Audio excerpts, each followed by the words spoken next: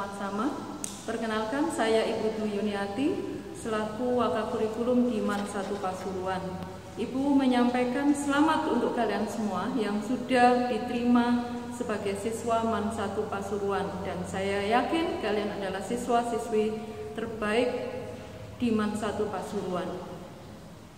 Anak-anakku yang berbahagia dan dirahmati Allah, pada kesempatan ini Ibu akan menyampaikan materi tentang bernalar kritis dan berjiwa kompetitif. Nah, apa itu bernalar kritis atau berpikir kritis? Ini mungkin sudah tidak asing lagi bagi kalian semua. Jadi orang hidup itu pasti banyak sekali permasalahan-permasalahan yang dihadapi. Terus bagaimana cara kita bersikap? Bagaimana cara kita bersikap itu harus dilandasi dengan berpikir atau bernalar yang kritis. Apa itu nalar kritis? Nalar kritis adalah kegiatan penalaran yang dilakukan secara refleks atau tiba-tiba, kritis, kreatif, dan berorientasi pada proses pemikiran yang akan menghasilkan pembentukan suatu konsep dan sebuah analisis. Kemudian bagaimana cara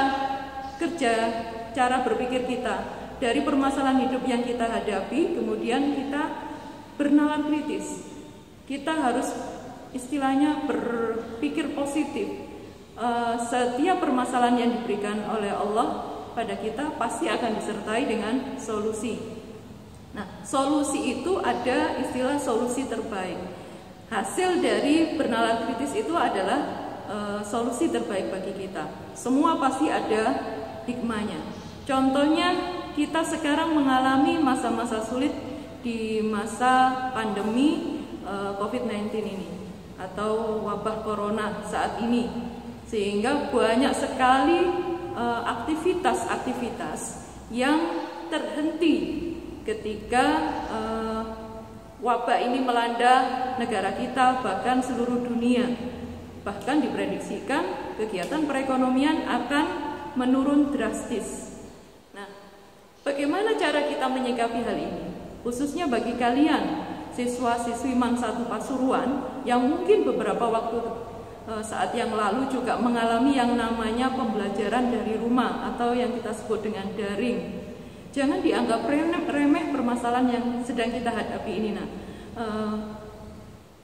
Ketika wabah ini menyebar, maka wabah ini akan bisa terselesaikan jika kita sama-sama berpikir secara kritis dan menyelesaikannya ini dengan komitmen bersama, maka akan segera selesai. Tapi kalau kita ada yang berpikirnya parsial, berpikir dalam cara pandang sendiri atau menguntungkan dirinya sendiri, maka wabah ini tidak akan selesai. Sehingga hikmah dari permasalahan yang kita hadapi tidak akan kita ketemukan secepatnya. Anak-anakku, bagaimana sih Bu proses bernalar kritis itu? Yang pertama adalah kenalilah masalah yang kalian hadapi. Misalkan ketika menghadapi pembelajaran daring, masalah apa yang sampai hadapi? Buat prioritasnya. Jadi misalkan daring pembelajaran jarak jauh, buat prioritas. Ketika sampai mendapatkan uang saku dari orang tua, prioritasnya apa untuk menunjang keberhasilan daring sampai dari rumah?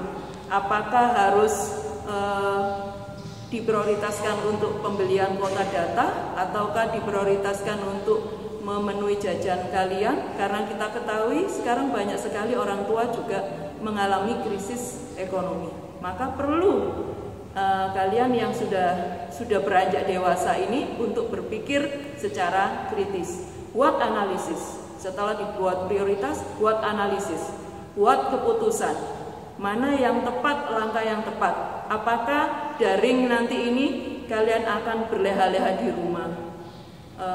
Kalian akan bisa jalan-jalan keluar tanpa mengikuti pembelajaran yang disampaikan oleh Bapak Ibu guru. Apakah bersikap seperti itu, ataukah kalian akan bangkit dengan permasalahan yang ada ini, kemudian kalian berinovasi, memajukan diri dan memajukan masyarakat yang ada di sekitar kita.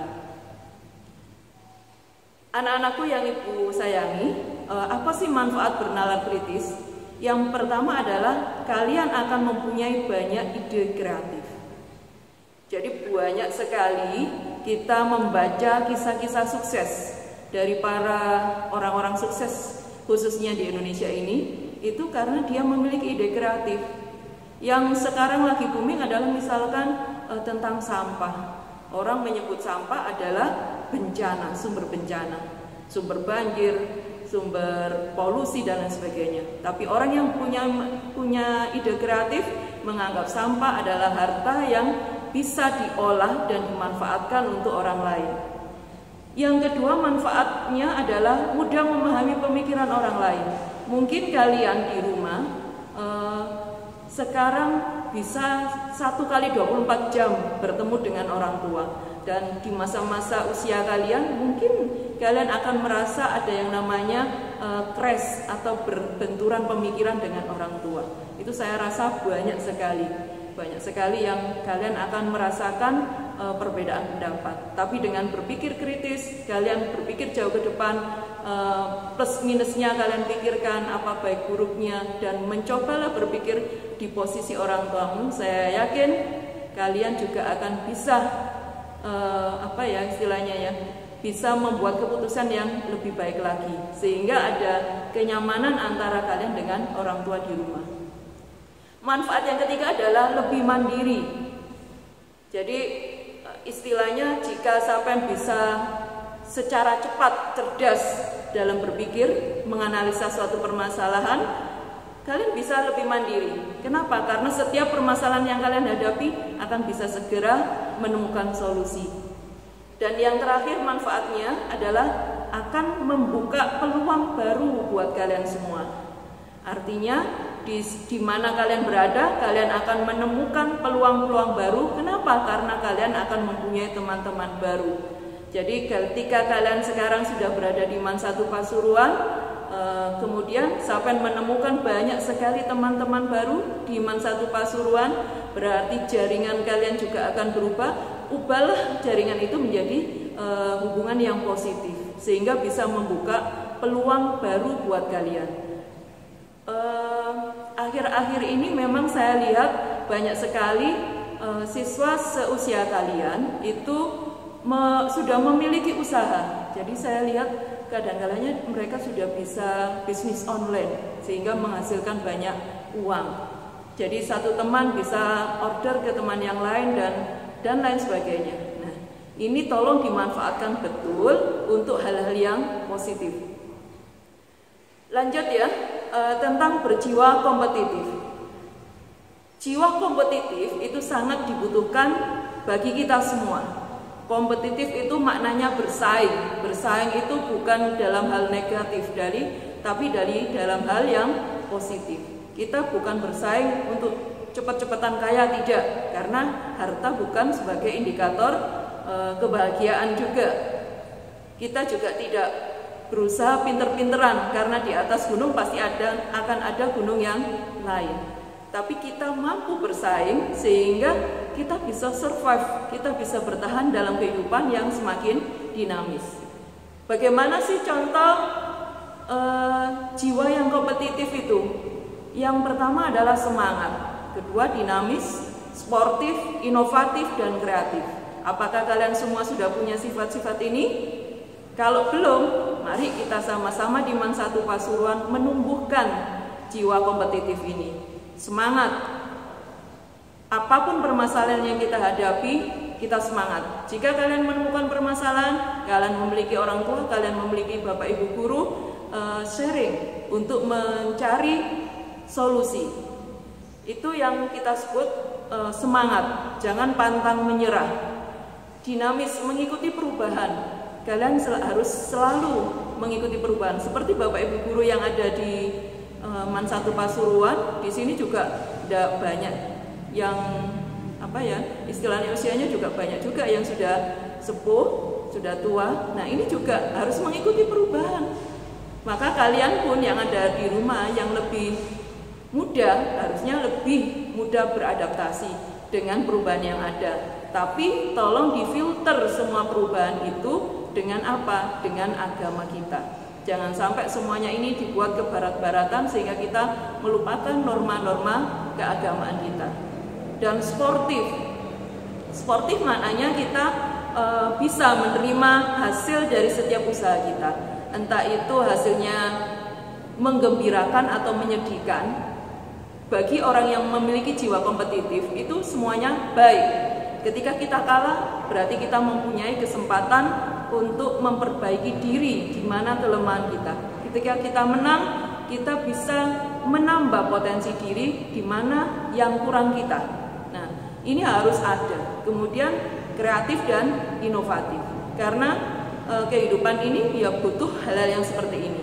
Maka dari itu anak-anak, Ibu harapkan di masa-masa sulit ini kalian juga harus berpikir atau bernalar kritis dan memiliki jiwa kompetitif untuk memperbaiki potensi diri.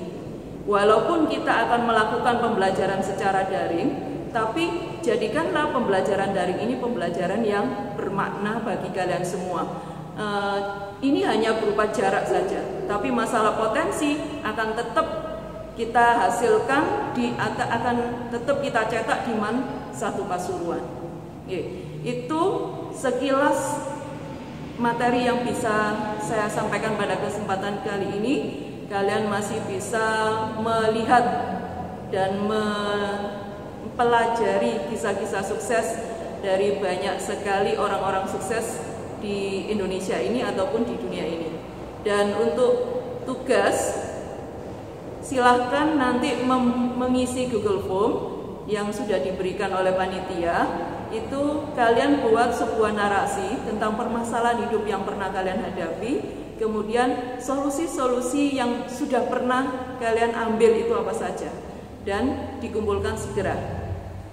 Demikian yang bisa saya sampaikan pada kesempatan kali ini. Semoga ini membuka jembatan bagi kita untuk sharing, untuk berbagi pengalaman dan pendapat, dan semoga kita semuanya bisa sukses hidup di dunia ini dan di akhirat kelak. Saya akhiri, billahi taufiq wal hidayah. Wassalamualaikum warahmatullahi wabarakatuh.